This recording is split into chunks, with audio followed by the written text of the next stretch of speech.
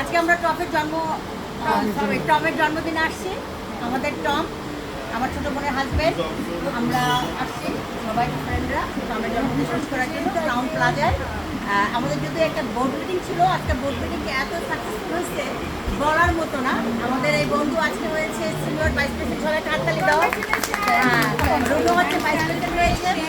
আর আজকে এত সুন্দর সুন্দর মানে এত সাকসেসফুল ঘটনা যে আজকে আমার জন্মদিন, আজকে রুনু ভাইস প্রেসিডেন্ট হয়েছে। প্রস্তাবটা আমি রেখেছিলাম করে, আমার প্রস্তাবটা সবাই মানে অ্যাকসেপ্ট করে, সেই জন্য আমি খুব খুশি। রাজা ভাই, আমাদের বড় রাজা ভাই, হ্যাঁ আজকে ও সিনিয়র ভাইস প্রেসিডেন্ট হয়েছে রাজা ভাই। তো অনেক আমরা happy, we are so happy.